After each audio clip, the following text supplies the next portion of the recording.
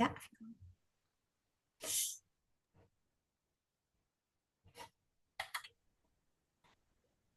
Good morning, good afternoon, everybody, or good evening, depending on where you are. And thank you for joining this dialogue today.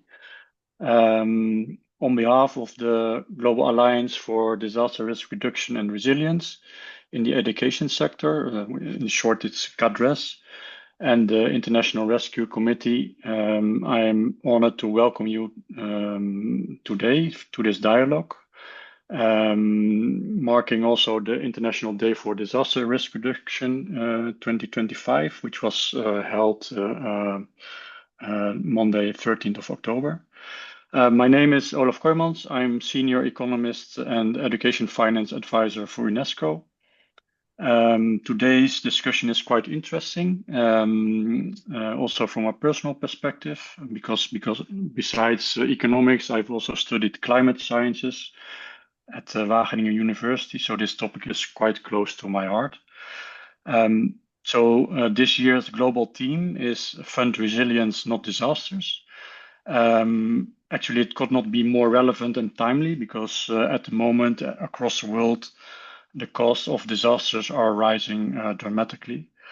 And every year, billions of dollars are being spent on responding to the aftermath of disasters, so floods, droughts, storms, conflict, and at the same time, less than 1% of public budgets is dedicated to prevention or preparedness.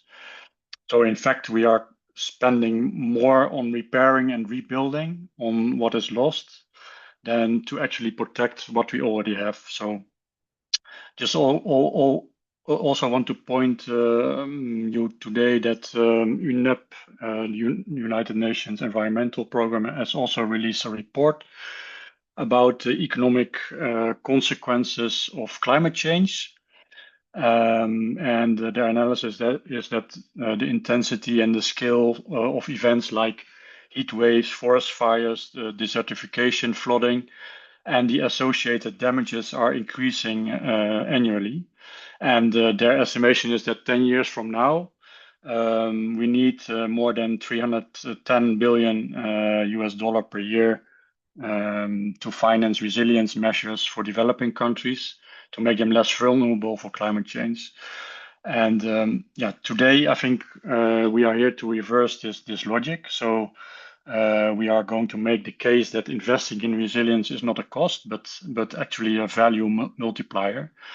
And nowhere this is more evident than in the education sector. We see that schools are being damaged by hurricanes, by earthquakes or extreme heat, and that classrooms are turned into shelters, forcing also children to drop out of school, and that learning is discontinued. So this does not only impact students themselves, but also the wider community. It affects livelihoods. It can affect social stability and also national economy. So at the same time, education is also a powerful tool towards recovery and stability and long-term resilience. And in fact, the International Rescue Committee's scoping paper on risk financing for education, I think it reminds us that education absorbs quite a lot of financial losses every year resulting from natural hazards. It is estimated that around $7 billion in education infrastructure is destroyed annually.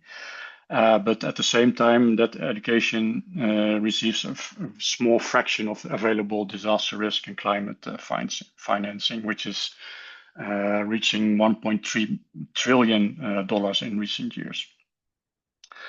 So also today we will discuss the 2025 Global Assessment Report released by the UN Office for Disaster Risk Reduction, Resilience Space, showing that every dollar invested in disaster risk reduction can actually save up to $10 in avoided losses and recovery cost.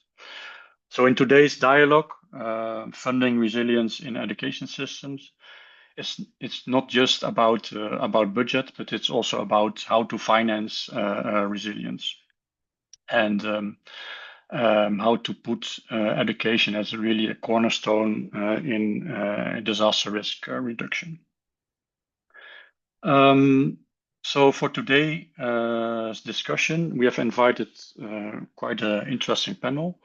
And also we encourage all participants that have joined us today to be part of this dialogue. So we are using Slido board in which you can share your reflections and also answer some of the questions from the panelists. And you can also submit your questions from our speakers through the Q&A function throughout the event. So your perspectives and feedback are vital for us because building resilience is not just meant for a few people, but it's a kind of a shared responsibility for all of us. So also I would like to I would like to invite my colleague Janina Hirata, who is the coordinator for the Global Alliance for Disaster Risk Reduction and Resilience in the Education Sector, to tell us first a bit more about the comprehensive school safety framework and also to set the stage for our discussion before we move on to our panelists today. So Jana, over to you. Thanks, Olaf. Thank you so much. I think you have done a very good work at setting a bit of like already the scenario of the sector. Just want to say as well, like, welcome everyone. It's really exciting for us as Gadgets and together with IRC to be hosting this space. It's a much needed space for the sector. These requests for, increase the dialogue about finance and resilience doesn't come out of the blue. It comes from actually work with partners, with members of Gadgets, but also with countries who have highlight there is a bottleneck right now in terms on how the education sector can really fund the resilience and the challenges as well. So that's definitely a gap that we have identified, and we want today to be able to explore a bit more the challenges and opportunities to strengthen financing mechanisms that truly support education resilience. So during the dialogue, we're going to hear perspectives from education authorities, from donors and organizations working directly on the ground. And together we will all, we're going to see what's working, what is the challenge and bottlenecks, but also how can we build a more coherent and predictable financing approach that allows the education system to prepare, respond, and recover from crisis more effectively. We hope this exchange will not only deepen our understanding, but also inspire a joint action. We cannot do that alone. We need a collective effort to do it.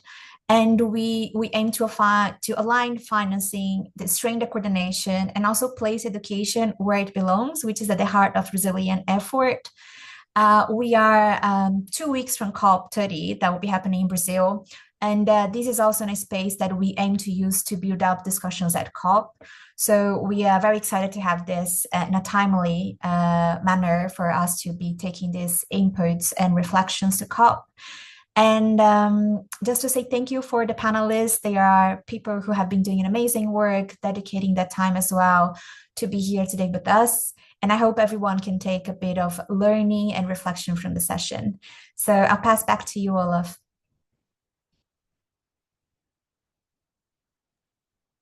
Thank you very much, Jana, for these reflections and also for setting the stage for today's discussion. So now it's time to dive into our dialogue, and we have gathered four outstanding leaders whose experience span government, institutional policy, humanitarian action, and also global education finance. And together they will help us to explore how we can move from kind of the short-term recovery to more sustained and risk-informed investments in education. So today we are fortunate to be joined by Her Excellency Raquel Teixeira, who is the State Minister for Education of Rio Grande do Sul in Brazil, and who has been leading efforts to increase disaster risk reduction and climate adaptation across the education sector in her state. from planning and infrastructure to budgeting and also teacher training, for instance. Then we are joined by Jeanette Ellsworth, who is Chief of Communications at the UN Office for Disaster Risk Reduction, who brings insights from the Sendai framework for disaster risk reduction and also the global campaign for funding resilience, not disasters, and who will remind us why prevention and preparedness are the best investments we can make. Then we are also joined by Emma Gramley, who is Senior Director for Education, Economic Recovery and Development at the International Rescue Committee, and whose work really bridges the humanitarian response and long-term development by helping education systems recover from crisis situations, while also at the same time building resilience for the future. And last but not least, we are joined by our colleague Sarah Bertmore from the Global Partnership for Education, who is team lead for strategic partnership and capabilities, and who has really been at the forefront of shaping the work of GPE on climate change and education, and also including on developing new approaches for system transformation and climate smart education finance. I hope I pronounced your names correctly. In any case, our panelists represent a wealth of experience, both from local implementation to global policy innovations. And each of our panelists will bring a unique lens to this discussion. So over the next 45 minutes, we'll have 3 rounds of questions exploring how countries and partners are integrating resilience and risk financing into education systems, what innovative solutions are emergent to close the financing gap, and the third round will cover how we can work together to ensure that resilience financing supports education, equity and inclusion, and also in reaching the most vulnerable learners. So in each round, every panelist will have 4 minutes to respond, allowing also some time for reflection and dialogue across the group.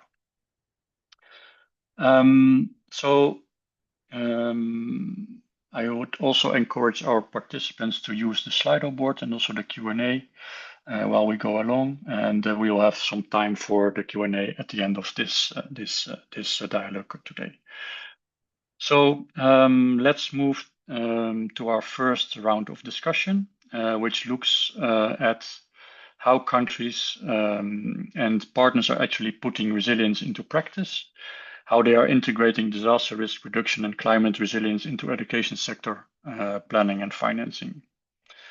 So we often talk about the need to fund resilience and not disasters, but what does it really look like on the ground? So how can education leaders and partners make risk reduction part of everyday decision making, from school construction or to national budgeting? So to start off, so let's visit a country that has faced this challenge firsthand. So in Brazil's southern state of Rio Grande do Sul, schools have been affected in the past by floodings and extreme weather conditions, really igniting effort to build back stronger. So I would like to invite Her Excellency, Madame Raquel Teixeira, State Minister for Education, to tell us about how your government has mainstreamed disaster risk reduction and climate resilience into education sector planning and budget. So, floor is yours. Thank you. Okay. Thank you very much. Good morning to all. I thank you for the opportunities of this very, very important discussion, especially my thanks to International Rescue Committee, Global Alliance for Disasters and Resilience, all partners. I think that in order to answer that question, I should remember that in Brazil, funding for education resilience is not located in the Ministry of Education, and it's not in the center of the concerns. Maybe it's because only now people are really understanding that extreme climate events are not something that will happen in the future. It's something that is happening now.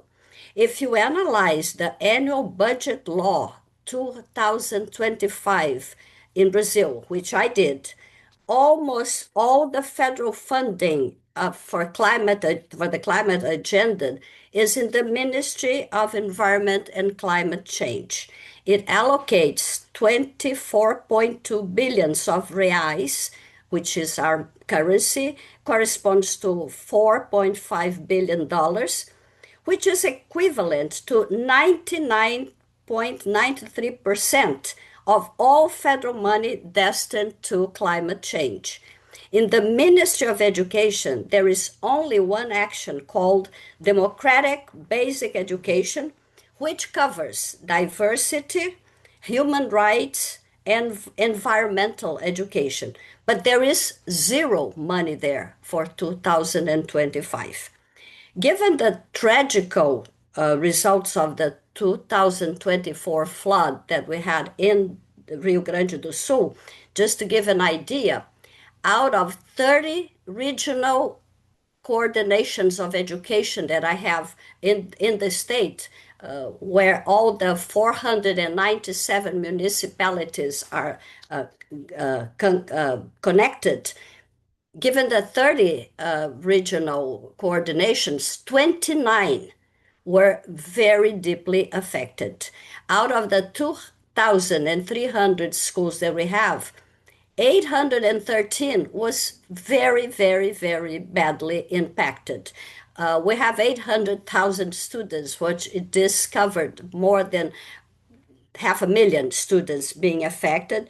And to give people an idea of what happened, I still don't have a place to work. The building of the Secretary of Education was destroyed. We are working in a rented place, as are other 8 schools which could not come back to their original places.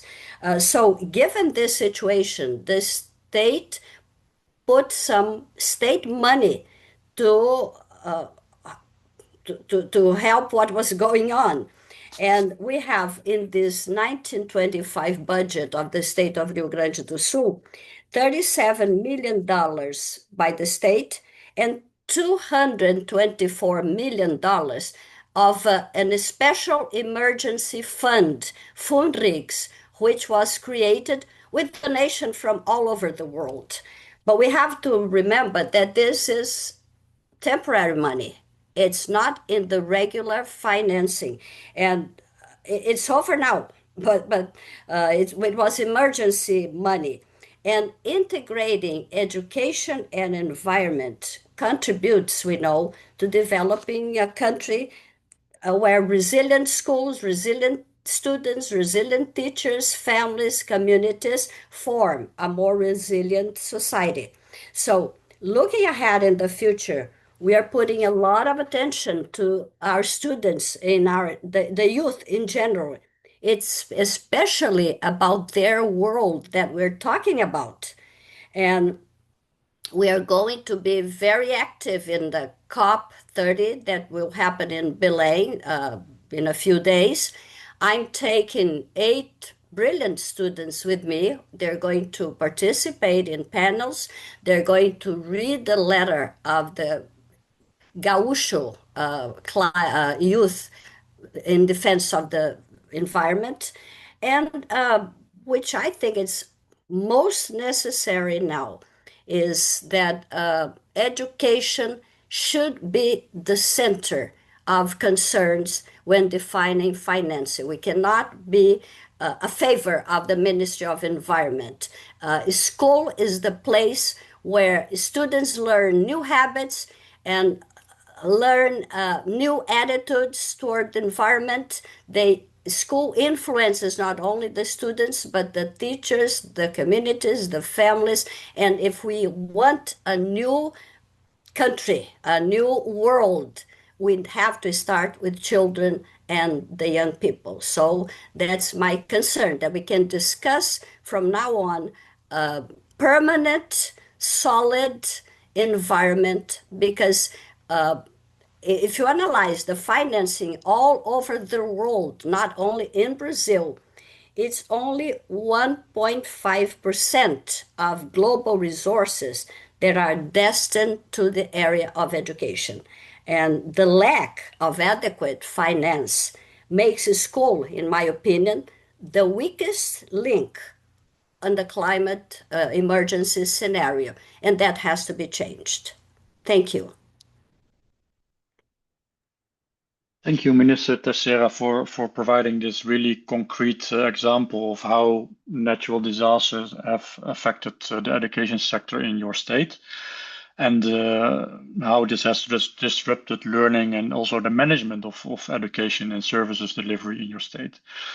And good to see that your ministry is now trying to deal with this, of course, and trying to integrate disaster risk reduction and resilience measures into your sector planning and budgeting process, although I understand it's very difficult.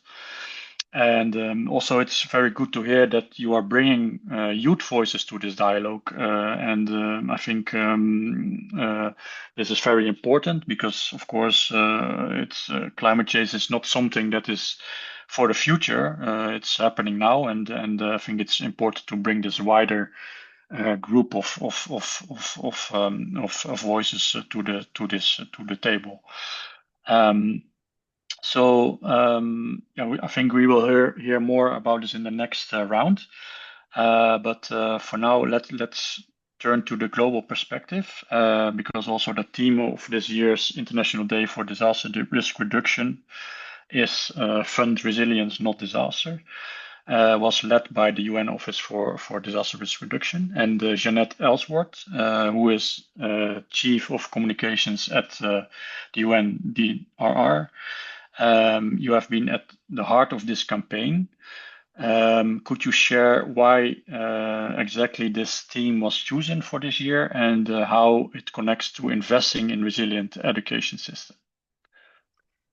Yes, thanks very much. And I think, we heard earlier there about the real, what real world losses look like on the ground. And unfortunately, we're also seeing Hurricane Melissa hitting Jamaica yesterday, and the impact of that still to be uncovered. But we know that disasters are becoming more frequent and more intense with the climate emergency. And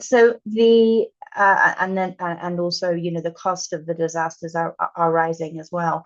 So UNDRR's global assessment report earlier this year estimated that direct cost of disasters annually is round about $200 billion US. That's what's officially reported. However, we tried to capture some of the indirect costs, and that is things like knock-on effects or loss of economic productivity, damage to infrastructure, and of course, actually children out of education. And it's really hard to capture some of those costs because we don't know how to put a real price on some of those things. But we had a go, and we came up with estimating that when you take indirect and cascading effects into account, the real cost is actually 11 times what we're estimating. So in the region of $2.3 trillion US per year that we are losing every year to disasters. And so what we tried to do with the theme this year is to highlight that and to also put it into context that people could relate to it in terms of what we could do with that money. So I heard in your introduction, $310 billion needed for resilience, but that sounds like a huge amount, but it's actually a fraction of what we're losing every year in disasters. So the point of the campaign was really to highlight this. And of course, these losses have a huge impact on the education sector. In 2024 alone, we know that at least 242 million students worldwide experienced school disruptions due to climate-related disasters. And those are people's futures, their education, but also in financial terms, those are loss of potential economic productivity, it's loss of opportunity. We don't know the next tech innovations coming from those people who are missing school. So it's very hard to really put a value on some of those, as well as, of course, it being lives, livelihoods, and futures that are being lost. And despite all of this, funding for prevention is still shamefully low. It's below 1.1% of total public investment in most countries. So our theme is really calling for a shift from crisis response to proactive risk-informed investment. We know that investing in resilience saves money. There's lots of estimates. You highlighted the 1 to 10 in terms of infrastructure. Sometimes it can be up to 1 to 15. We usually use also 1 to 6. There's lots of different ways to calculate that, but all of them show us that when you invest in resilience, you're getting really good value for money, and you're saving in humanitarian assistance, in building back, in recovery. It's really a very positive investment in futures. Just to highlight also that the G20 Working Group on DRR, which convened on International Day this year, highlighted the importance of mobilizing resources for DRR from diverse sources, including national, international, public, private, and blended finance, as well as from multilateral development banks, MDBs, and institutions in their outcome statement. And this, I think, illustrates the growing traction for this topic with decision makers, even at the highest level. But really, we found that we were able to translate what we tried to do with the campaign and with the theme, is to translate that so that it would work at many different levels.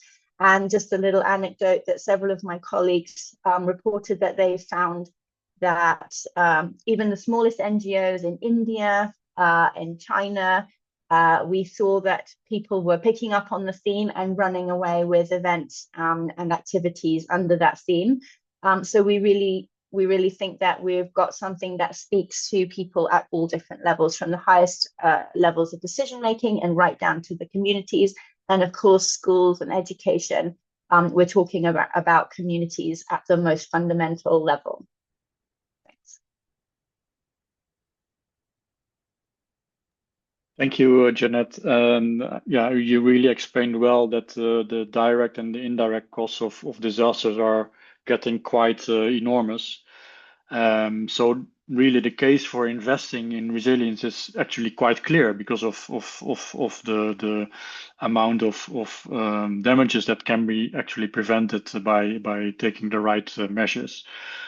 So that kind of global framing really sets the stage for our next perspective from one of the world's largest education financing partnerships. And the question is really how we can support increased resilience at country level, and in particular in vulnerable countries. And to answer that question, we have Sarah Beardmore from the Global Partnership for Education. The GPE has been integrating resilience into systems transformation approaches. Sarah, can you please share how GPE is supporting partner countries to embed disaster risk reduction and climate resilience into education sector plans and financing frameworks, and really providing support to partner countries in this area? Sure, thank you, Olaf, and thanks so much for inviting us to join this really important discussion. This is a challenge that's both urgent and systemic, and when we look at the scale of the crisis and the number of children in education that are impacted by disasters, we really cannot ignore this issue. I think more than 1 billion children, or half of the world's 2.2 billion children, live in countries that are highly vulnerable, particularly to climate change, which compounds other crises as well. So, these children are already facing barriers to education due to conflict, poverty, disability, gender inequality. And so for GPE, it's really, really critical for us to look at the vulnerabilities that are facing children in the countries where we work and to support them. And I think one of the things that was really interesting is to note that the economic costs or the total costs that Jeanette mentioned of about 2.3 billion per year, it's just staggering. The cost of inaction is unbelievable. I read yesterday the S&P 500, it's like a global business analytics and intelligence company. They estimated that there's a 50% chance that the planet will exceed 2.3 degrees Celsius of warming by 2040. But the economic consequences of that is the potential loss of up to a third of global GDP. So we absolutely cannot sit on our hands and do nothing. So investment in resilience is the right thing to do, but it's also the economically sound thing to do. So we're seeing these kinds of crises play out across GPE partner countries. Climatological instability is no longer an exception. Those are now the current conditions under which ministries of education need to try to implement their systems. So climate shocks like floods, storms, and heat waves are already closing schools, they're damaging infrastructure, they're disrupting learning. And in response, GPE partner countries are increasingly prioritizing climate resilience in their education sector plans. So they're asking for more technical assistance, more financing, more knowledge to help them build climate smart education systems. And we're responding to that demand. So the share of GPE grants that support climate mitigation and adaptation has grown from 23% to 64% in just 4 years. And in 2024 alone, 584 million of our funding was supporting climate resilience in education. So it's not a side issue. It's really becoming central to how we support system transformation. And I think it's probably helpful just to think of a particular concrete example to unpack the opportunities we have to actually reinforce national efforts. So taking the case of Cambodia, which is a country we've been working with for many years, they're facing more and more frequent heat waves and also floods that are disrupting learning, they're threatening school infrastructure. And so in 2021, we provided 10 million matching grant implemented by the World Bank that supported climate resilient school facilities. And those included improved drainage, rainwater harvesting, and an extensive tree planting to combat erosion around the schools. But it didn't stop only at infrastructure. The initiative also trained educators and community leaders to strengthen the local response capacity. And then we followed up with another 20 million grant to double the number of schools that are integrating climate content into their curriculum from 400 to 800.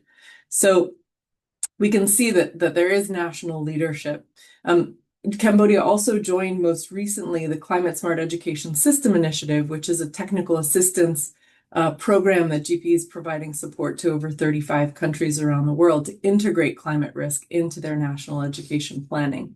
So that includes things like developing climate and multi-hazard risk analyses, improving access to climate finance, strengthening coordination across ministries. We heard from the Secretary of Rio do Sul that actually the ministries of disaster management or environment hold a lot of the budget. And so it's critical that we have interministerial dialogue. And in Cambodia, we brought together the Ministry of Education and the Ministry of Water Resources to identify the key stressors and explore adaptation strategies for their climate risks. So that included adjusting school calendars to avoid extreme heat, enabling remote learning during flooding. So there are strategies that are available to help ensure educational continuity and school safety. So this is kind of what it looks like in practice. And Cambodia is just one example. So similar efforts are underway in countries like South Sudan, Tonga, Zimbabwe. And the thread is clear, really. Education systems must be part of the climate solution. They reach children and communities at the front lines of the climate emergency.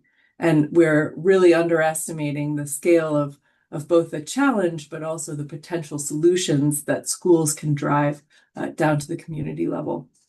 So let's ensure that every child, no matter where they live, can learn and thrive, even in a changing climate.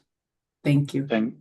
Thanks, Sarah. And it's good to hear how GPE is working to align climate finance with education systems and also supporting countries in building climate resilience infrastructure and also supporting them in local response efforts.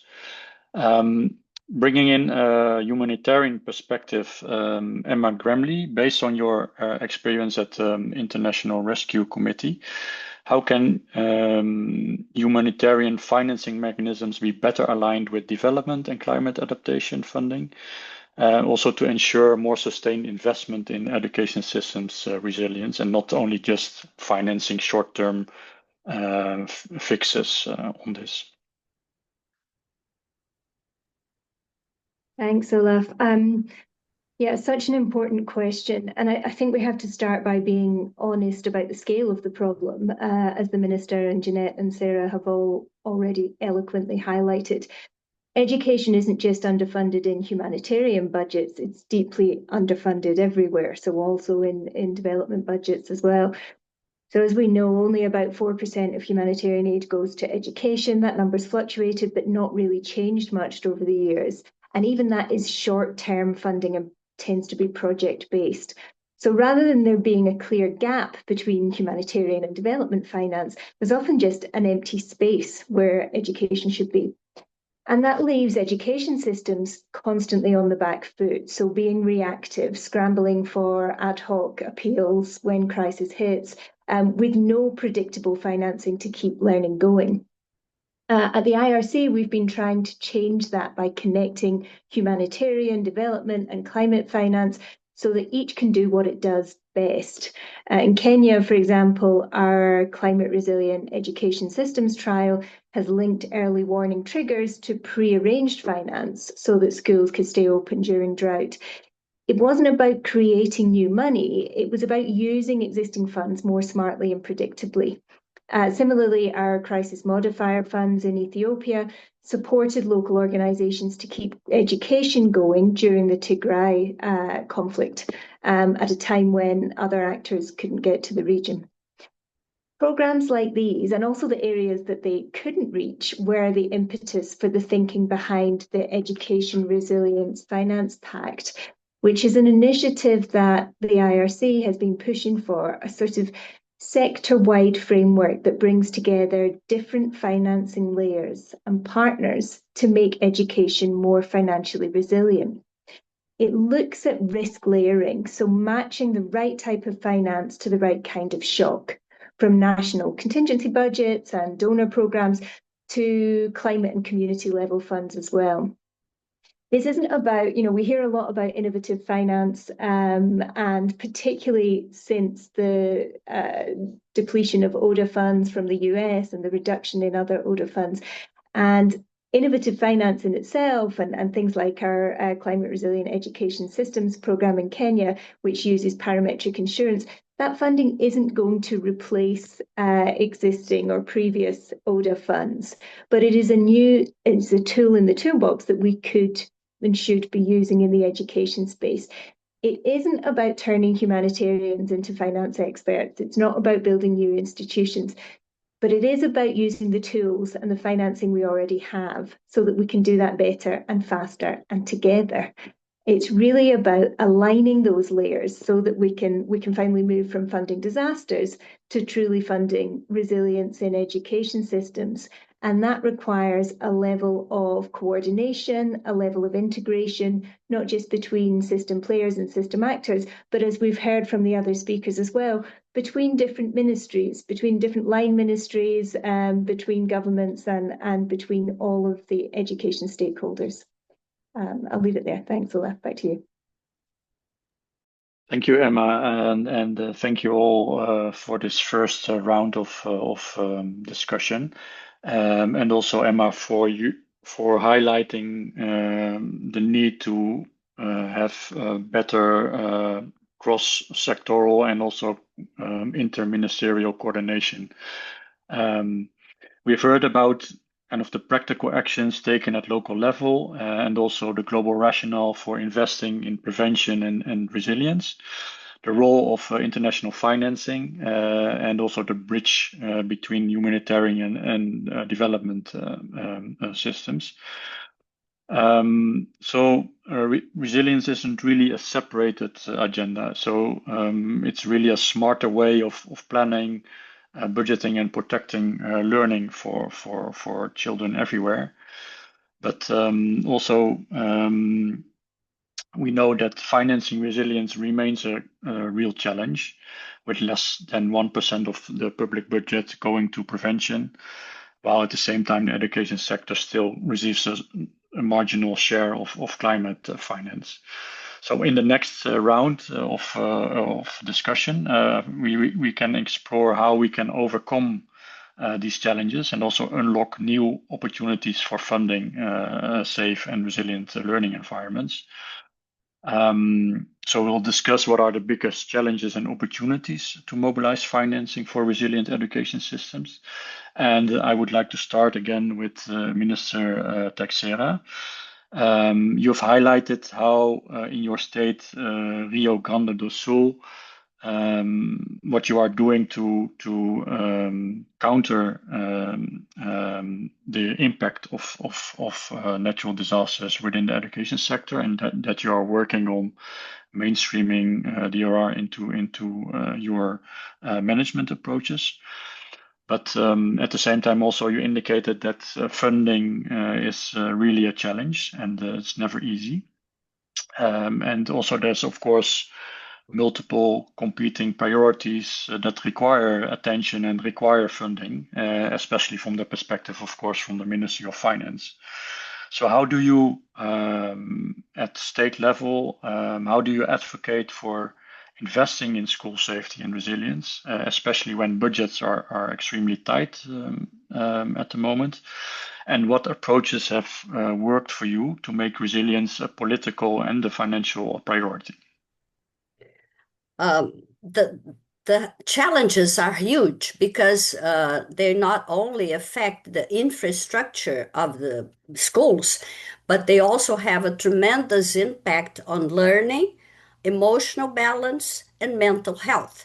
So when I have to prioritize and choose where to invest, I cannot invest in one aspect and forget about the others. So we worked on an agenda for education in 2025, 2035. We're planning for the next 10 years to have a real network of schools that are safe, attractive, and resilient. And so we're having actions in very areas.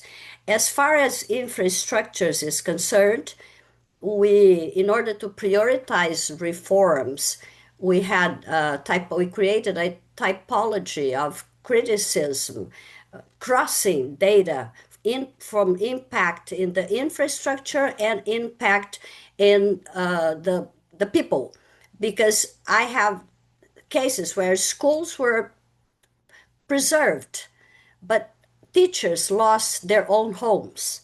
So I have to take into consideration the community and the infrastructure.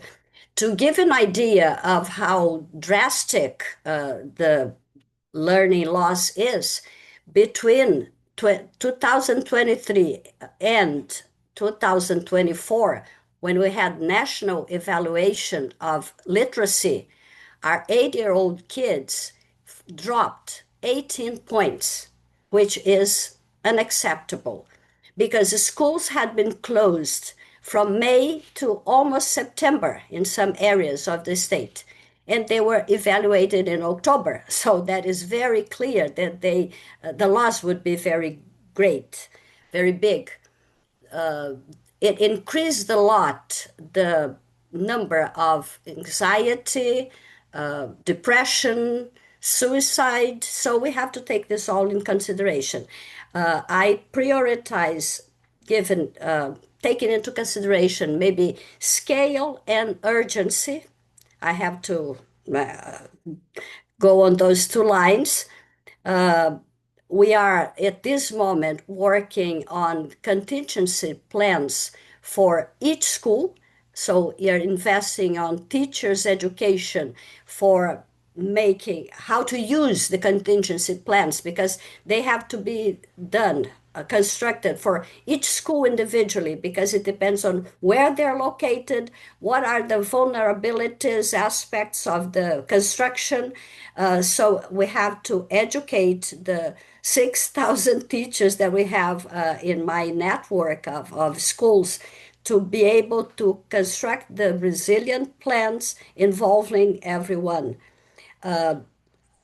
Framing education as an adaptation investment is a necessity, because a resilient school is not only one that receives, resists, and adapts. A resilient school can be one that anticipates, because when we're working with the contingency plans, we see that a wall is vulnerable, the roof has a linkage. So by mapping the vulnerabilities, we avoid disaster, because the climate events will continue happening. They always have happened. We have a disaster when the event meets a vulnerability. So schools are a very important point for preventing by taking care of their vulnerabilities. That's why it's so important to invest in the schools. And of course, all that we lived here, which was very sad and very difficult, opens up a huge opportunity, because the climate crisis has created a consensus around prevention and the inclusion of education as a central pillar of adaptation, anticipation, recovery. But it's a consensus in the narrative up to now. It has to leave the narrative moment and really transform into actual financing, objective planning, and work to save millions of students and the humanity that's we're talking about. Thank you very much, Minister Teixeira. And I think it's really important to have this long-term perspective on planning. And we need to surpass the short-term election cycles and focus on a more longer-term agenda. So having this 10-year plan is quite important.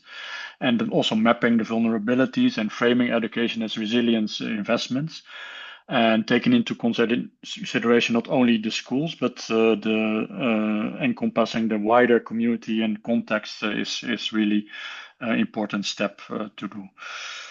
So now turning from national to global level, Jeanette, we know that collaboration across ministries is often the missing piece of the puzzle.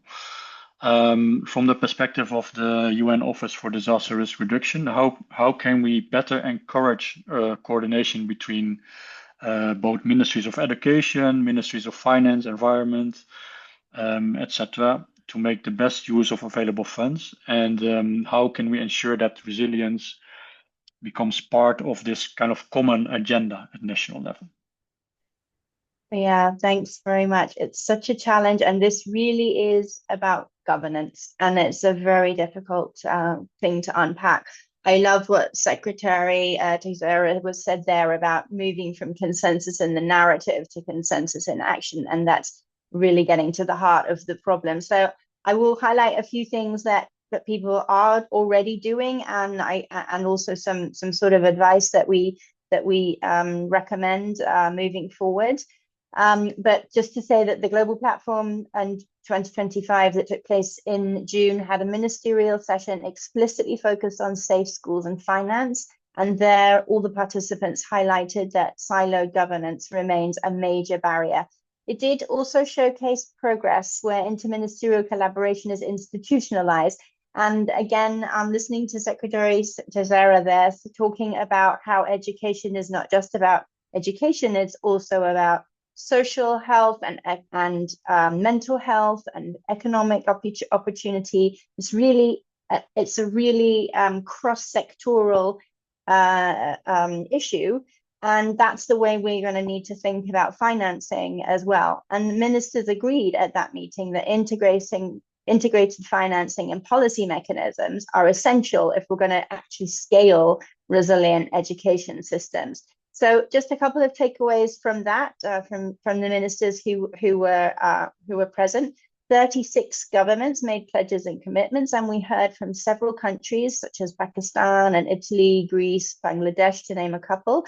They already have formal coordination mechanisms between the education and the disaster management ministries. And these were tools for combining the budgets for resilient infrastructure, curriculum reform, and preparedness. So we were already hearing about how this is working in some countries, and starting with the national kind of infrastructure and governance mechanisms to really allow that cross-sector breaking down of silos to take place. The EU and the Caribbean Safe Schools initiatives also demonstrated that regional frameworks can align education, environment, and civil protection under a shared financing strategy. So that's very interesting. You start with the finance and you bring the others together. And many called for greater action on to be joined up with DRR and education ministries together with the finance ministries. And of course, investing in resilience in the education sector.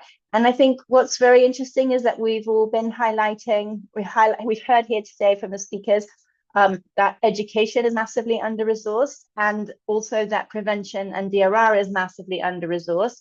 And this is only getting more challenging. There are lots of competing demands on diminishing budgets and financing opportunities. And so we need to be even smarter with that funding. And resilience, if you have a resilience lens, that's a way to do that. Because if you have $1 for infrastructure and $1 for education and $1 for resilience, and you combine them, then you don't need $3 to have the same impact. You can actually make really good savings across that. So we're also trying to show that the breaking down of silos provides economic benefits for doing this in a context of diminishing funds and ODA, as Emma pointed out. So moving forward, a couple of recommendations. First of all, advocacy. Our Are You Ready campaign is mobilizing support from governments and empowering children and youth on the ground. And it's really exciting to see something that mobilizes people at different levels under the same topic. So we need to keep pushing those messages wherever we have the opportunity. As a next step on that campaign, we're joining up more with partners like UNESCO and GADRIS to institutionalize coordination. We're trying to embed education and DRR collaboration in national DRR strategies and education sector plans. So, and this is something that the Comprehensive School Safety Framework actually calls for. So there's cross-fertilization of the relevant plans. We also call for leveraging climate and resilience finance. So integrating education into DRR and climate funds for school retrofits, early warning connectivity, and inclusive preparedness. So leaving no one behind as we make the plans. And when we have inclusive processes, we get better outcomes for everybody involved. And of course, we can't do any of this at even definitely not global, but certainly not national level. We need to get right down and engage local governments. We're making recommendations under our Making Cities Resilient campaign to decentralize pots of DRR funds directly to municipalities and school districts to make quick and context-specific action. Thanks. Thanks a lot, Jeanette. Yeah, it's really about governments, which is in many countries quite a major barrier towards effective coordination. And it's good to hear that in some countries this interministerial coordination is institutionalized. And also, it's good to hear that you mentioned that there are at the moment 36 countries that are taking more concrete steps in coordination and developing cross-sectoral budgeting approaches and shared financing strategies on this particular issue. And also what is really important is that bringing down the silos between sectors brings added value for money, which then in turn also is a very good case for investment for ministries of finance, of course. So Sarah, this brings us to GPE's role in bridging education and climate financing. Given that currently less than 1% of global climate finance reaches education sector, what can partnerships like the GPE do to help countries tap into climate and adaptation funds? Yes, kindly stick to 4 minutes, please. Thank you. Well, I think Jeanette has actually already gone a long way to answering part of that question, which is that we need integrated solutions. I think it's also safe to say that we need more climate finance in resilience strategies for education, but that needs to come alongside education finance as well. Every source of funding has a different requirements and focuses, and so I think it's important to say that we're looking to mobilize co-financing from the education sector as well as from climate, and have joint strategies that are getting win-win solutions, right? So every dollar is working harder because they're improving learning outcomes, but they're also improving community resilience. So our proof of concept for this is the BRACE initiative. So it's building the resilience of children and communities through the education sector. And it's the first major collaboration between the Green Climate Fund and a global education fund. And it's implemented by Save the Children, but it's not just about delivering climate resilient schools or curricula. It's really about creating a replicable model. It's the proof of concept that education is a climate finance strategy. And putting money in from GPE alongside climate finance allows us to have a much more comprehensive approach where we're investing in teachers and teacher training, but we're also investing in their access to early warning systems. So we need both strands of funding. One of the things we're also seeing, though, is that ministries of education are often new to the climate finance landscape, and there's a lot of capacity development and support needed there. So GPE, through the BRACE initiative and our Climate Smart Education Systems initiative with Save the Children and UNESCO, is actually helping build institutional capacity of education ministries to engage with climate funds. So training officials on how to navigate application processes, aligning proposals with the funding requirements, developing investment cases that demonstrate the value of education and climate adaptation. And so that really does include support at the national level, but then also helping make sure that education is reflected in national adaptation plans and nationally determined contributions, because climate strategies need to reflect education if we're to be able to bring in that climate co-finance.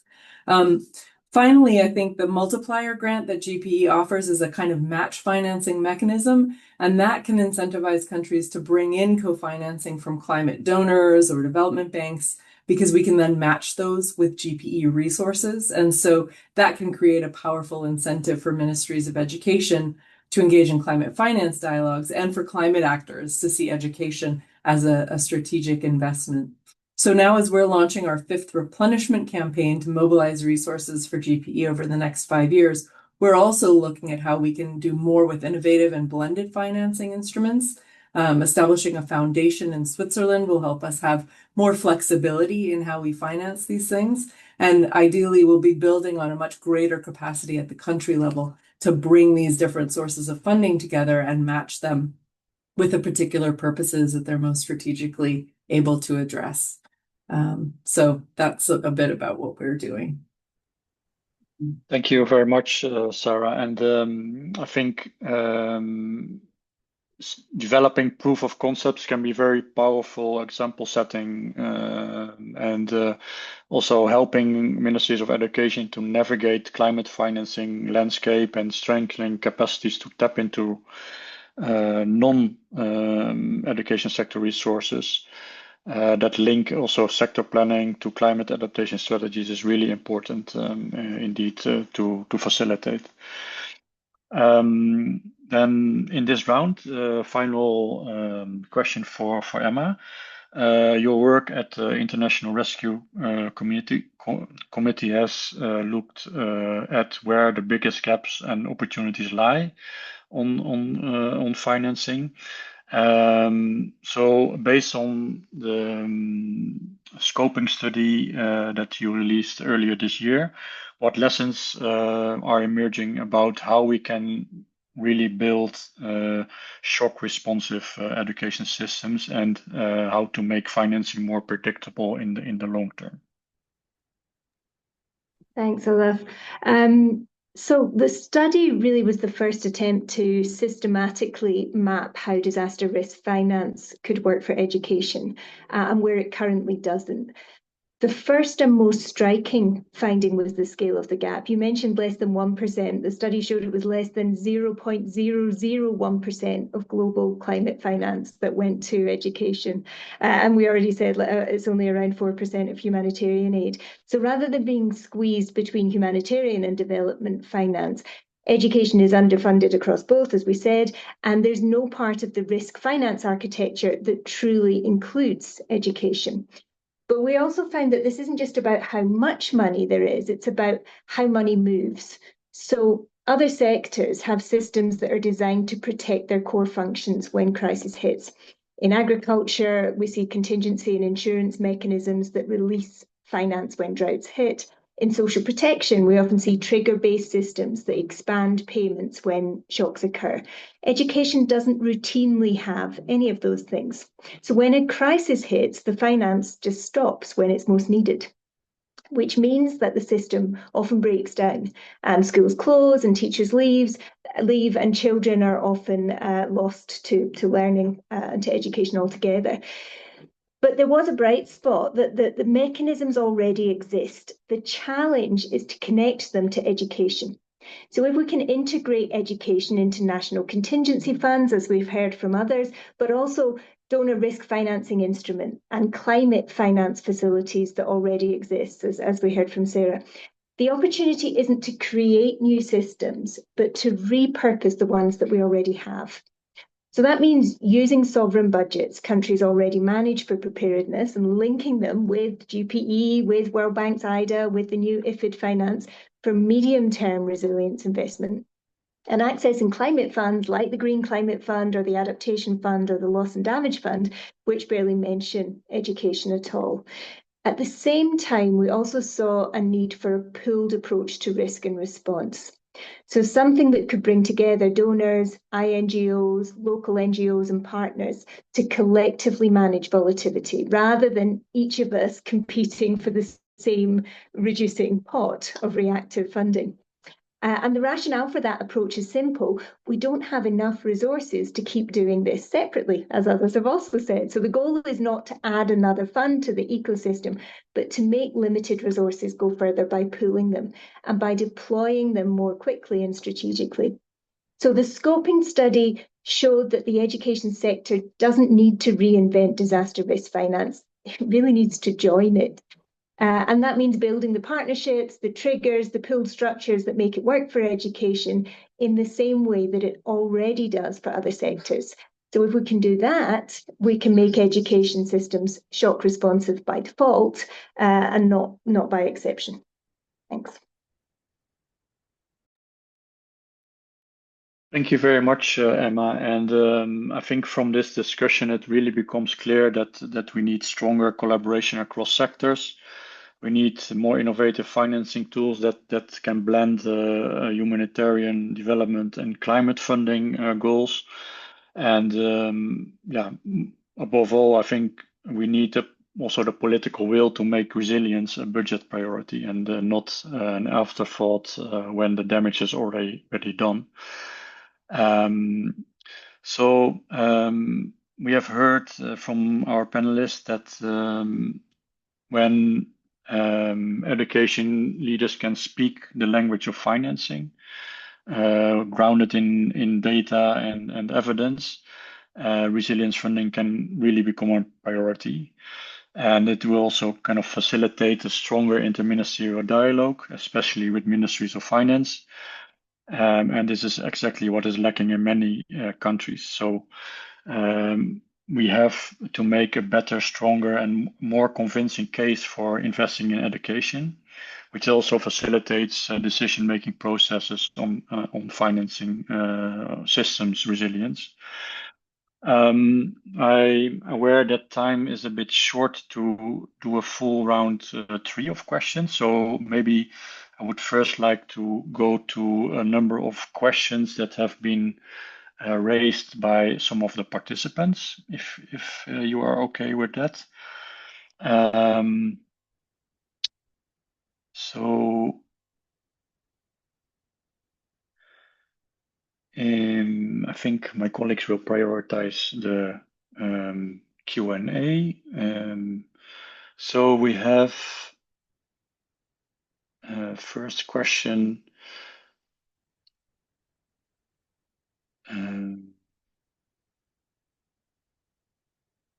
Jana, can you point me to the question, please? Yeah, sure. Is on the Q&A, if you look at the bar down, there is a Q&A, just click on the Oh, button. yes.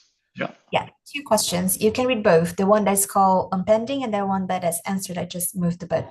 Just read both of the questions for the panelists. Let's see. So one question is what joint financing strategies between governments, the private sector, and international partners can ensure greater efficiency in implementing resilient education projects, especially in small countries such as, for instance, Sao Tome and Principe. So this really covers, for instance, what small island developing states can do in terms of developing joint financing approaches. So who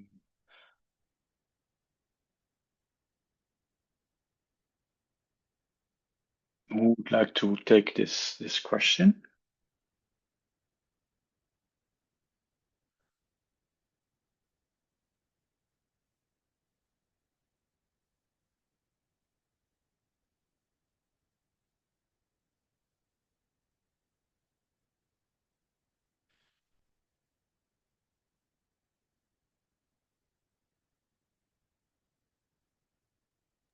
Apologies, Well, Olaf. Could you repeat the question? I didn't, it wasn't clear and I can't find it in the Oh, sorry. chat. So just very So, brief yeah. repetition of the question. Sorry. What joint financing strategies between governments, the private sector, and development partners can ensure greater efficiency in implementing resilient education projects in small country context? I'm happy to jump in on that, if you like. Sure. So I think in this resource constrained environment, it's really important that we try and use different financing actors to play to their strengths. So we've got less ODA that's available to governments, but what governments do have still is a credit rating and they have guarantees. So we can use things like governments that are particularly keen to work in this space to de-risk entry for philanthropic sector or for the private sector to engage to support education in some of these places. So if you're looking at investing either through impact investing or you're looking at covering the cost of crisis modifier funds or insurance premiums, those can all be done through a mixture of guarantees with the private sector as well. I'd just like to flag as well, there's also space for the low-cost private sector in a risk-pooled model. So at the moment in Nigeria, there is a new financing in Lagos State, a new insurance mechanism that looks at flood responses in the public sector, including sectors like health and education. What it doesn't include is low-cost private schools, and yet those make up almost 60+% of the education provision. If you include them in a wider risk pool and allow them access at a discounted rate, you can make sure that the whole sector and all children are protected. So there are ways that we can do this if we think carefully about how to get each actor to play to its strength and how to be fully inclusive of education systems. Thanks. Yeah, and if I can just build on what Emma's saying there, I mean, we focus a lot on, for obvious reasons, on ODA, but the vast majority of investment in countries infrastructure, for DRR, for building, for construction. I mean, it comes from the private sector. So one thing that can also be done is to make sure that the private sector investments that we're making are also resilient, and that's builds on what Emma was saying there, which is everyone building to their, playing on their strengths and making sure that all the financing is doing the best that it can. And I think there's a lot of, we talked a bit earlier about the difference between, the contradiction between political timeframes and building back better, and the needs to move quickly to develop or to replace critical infrastructure. But we also need to make sure that we're doing things right, and we're not actually building or adding to our risk in the race to get things done. So there is a moment, especially in recovery or in big new infrastructure projects, just to take a pause and to say, is this private sector money, or it's actually either private sector or being funded by the government directly to a private sector company to do the work, vendors, etc. And is that investment resilient? So there's another angle to that I think needs to be also taken into account. Thanks. Thank you very much. Maybe Minister Teixeira has some additions to make on this. Maybe I don't know whether in Rio Grande do Sul you are also collaborating with private sector in building more climate resilient infrastructure, for example. Yes, actually, collaborative governance is essential in this problem that we're discussing. In our experience in Rio Grande do Sul, we received collaboration from international partners like UNESCO, World Bank, disaster risk reduction. This was absolutely essential. Civil society also collaborated very much through several NGOs, because we needed support, not only financial, but technical support also. This collaborative governance is a challenge, is also a new way of doing governance. So it is very important. And actually, given the challenge we have from our geographical location, Rio Grande do Sul is located in a place where it receives the very hot, humid air from the Amazon. It stops here. And it receives the cool, freezing air from the Antarctic. It stops here. So we are a place where climatic shocks encounter. So this is our permanent state from now on. Maybe actually, since we have so many partners and so many people listening to us, maybe we could think of a pilot, because there is a government that prioritizes having permanent solutions. We have technical people who have learned a lot and are prepared to continue increasing improvements. So we're open to international collaboration, pilot experiences, whatever is possible, because this is a challenge that came to stay. It's not over. Thank you very much. And I would also like to ask Sarah, what is your experience in GPE, for instance, in working in small country contexts, for instance, in small island developing states, which we know are very much being impacted by climate change, and they are kind of vulnerable to sea level rise, etc. Are you at GPE working also in those kind of contexts, and can you give a number of examples? Yeah, sure, absolutely. Well, particularly in the Pacific, I think there's a need for regional approaches, because there are so many small islands with small populations, they're hard to access, but there are many common challenges across the region. And so our finance for the Pacific, for example, has come behind the PAC-REF, so the Pacific Regional Education forum, and that has created a common agenda behind which we can finance things at scale. I think one of the challenges has been for those types of countries that the complexity of mechanisms like the Green Climate Fund make them incredibly difficult to access. The kinds of requirements, the time commitment from ministries that may have 1 or 2 people at most able to work on these kinds of things, it just puts this type of financing out of reach.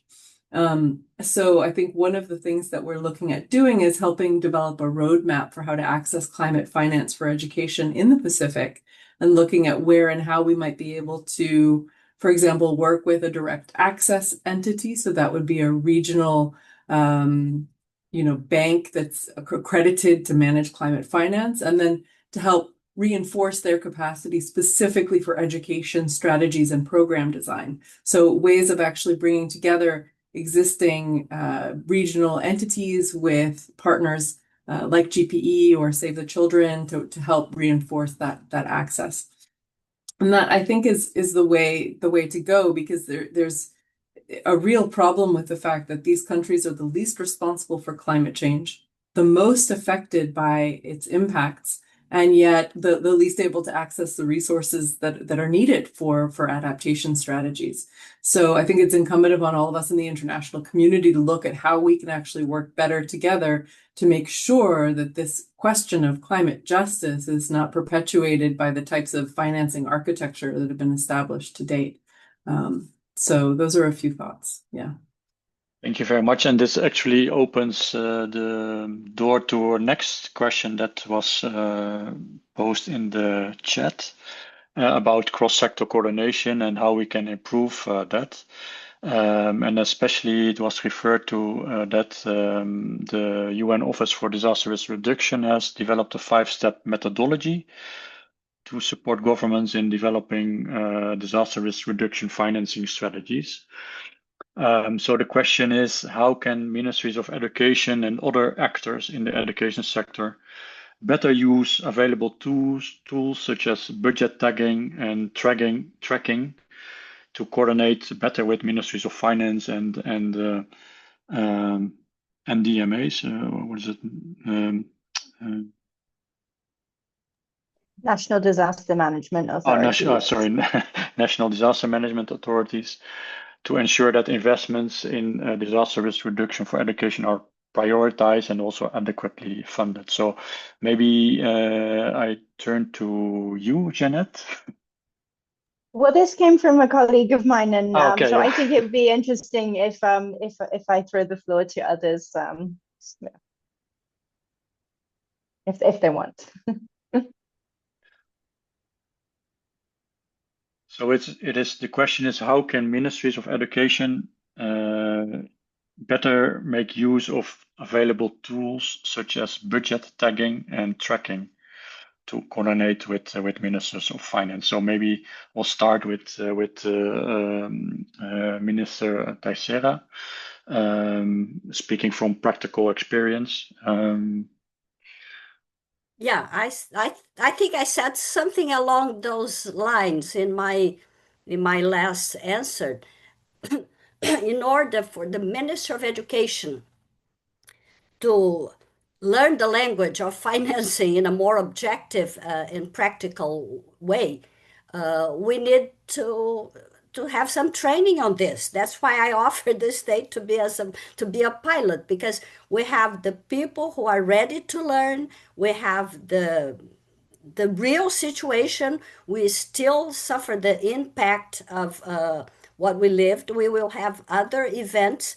So we need technical and financial support to have a real case that could escalate to the whole world. So it's very important. This is an extremely important question, and I hope we develop from here on to really make this situation concrete. Thank you. I think it's very helpful if ministries of education can strengthen their capacities on budgeting and financing tools, also allowing them to engage better with ministries of finance to discuss resourcing of the sector, of course.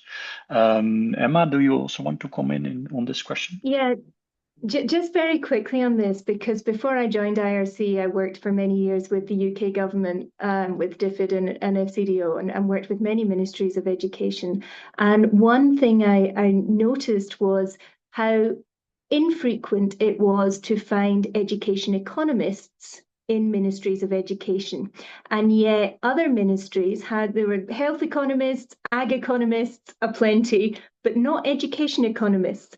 And I often thought that's a real challenge, because those conversations with Treasury often didn't happen because Ministry of Education colleagues didn't feel equipped with the right skills to have those conversations. And so they were often left out entirely.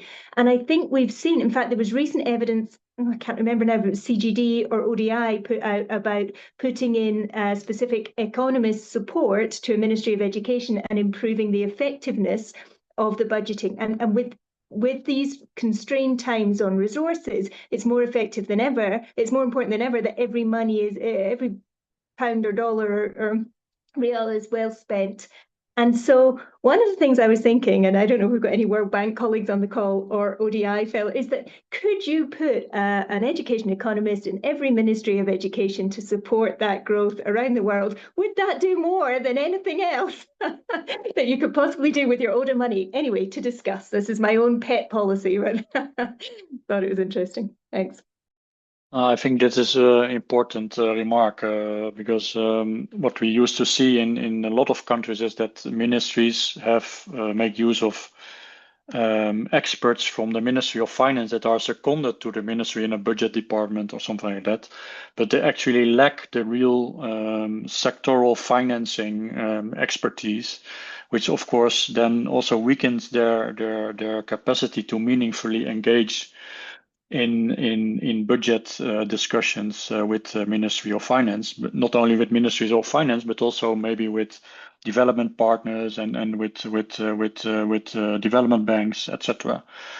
So this is really an important remark, and yeah, I hope that at sector level we can further build this capacity. And I know that from our side at UNESCO, we work with one of our specialized institutes, IEP, and they are really looking these past couple of years on the intersection between planning and public financial management, also with a view to kind of address financing bottlenecks within the sector, and increasing the efficiency of the resources that are available for the sector. So this is really a well taken point. Maybe one final question to answer before we close. Question is, can you please share some thoughts or insights on how innovative local microfinance networks coming from within the sector and from other industries might play a role in this current discussion that we are having? So I don't know. Just maybe our colleague from GPE can tap into this question. It's more about innovative local microfinancing and how that works and how that can play a role in raising more financing for education system resilience. Sure, I can attempt a response. Difficult question. I'm certainly not an expert in microfinance, but I think that there's a really key missing link here for locally led adaptation efforts that microfinance can fill.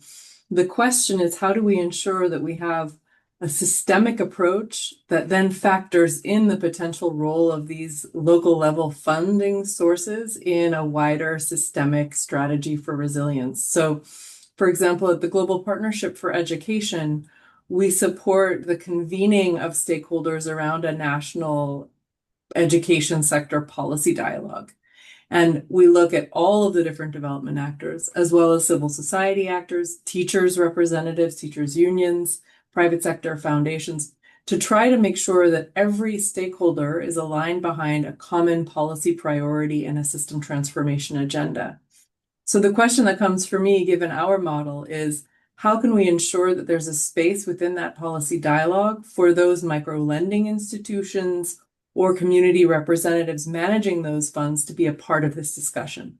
If we are implementing an early warning system in a country that's reaching a school, how do we ensure that there are then resources connected to that communities could be using to develop local plans, looking at their own resilience resources, their own adaptive capacities, and the community level resources that they could be mobilizing in conjunction with, a national strategy around early warning. So that's, I think, the kind of untapped potential that we might be able to look to try to integrate better that kind of community level funding that's available.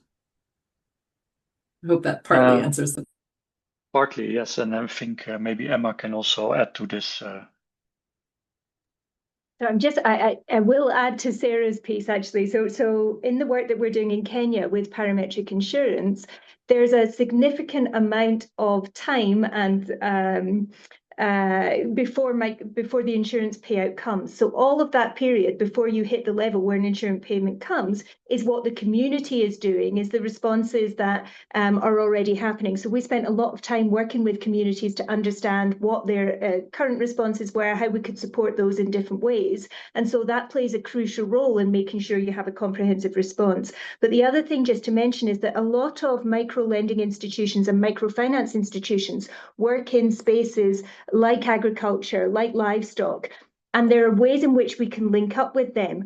When you look at what people are spending their money on, particularly when we looked at livestock insurance payouts, the number 2 thing after food was on education, was on paying school fees.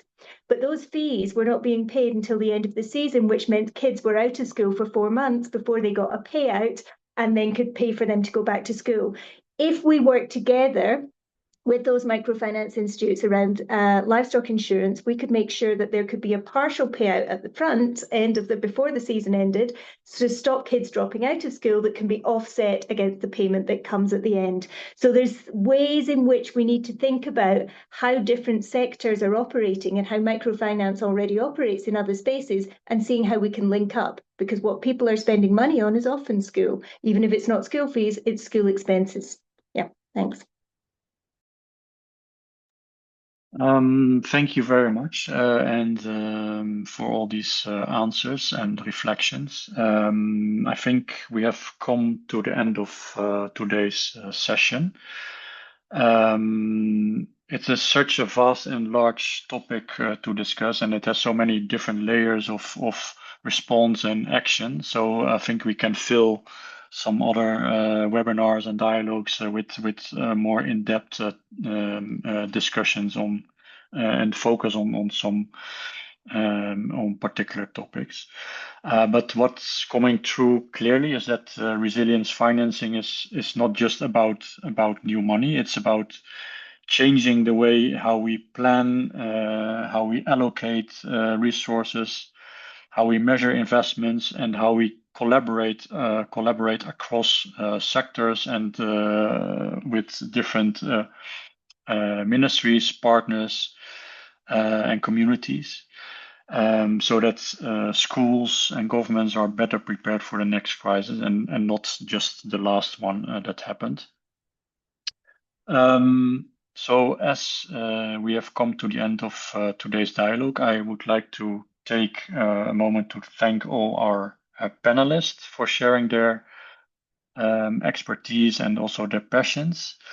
Her Excellency Minister Raquel Terceira, Jeanette Ellsworth, Emma Gramley, and Sarah Bradmore. I think your inputs today have provided us a clear roadmap for undertaking action in the future. And I would also like to thank all of our participants that have joined from across the world for your listening, and also for sharing your questions in the chat. And I'm wishing you a very good let's say, digestion of what you have heard today. There are a number of messages that stand out from today's discussions. So first of all, funding resilience is a smart investment. Every dollar spent on prevention saves money in recovery and reconstruction. Then also education must be central to both national and global resilience strategies. And third, collaboration and partnerships bridge humanitarian development and climate finance. And we will need to build trust and education systems that withstand crisis and services delivery for every student and child that is in school and not in school.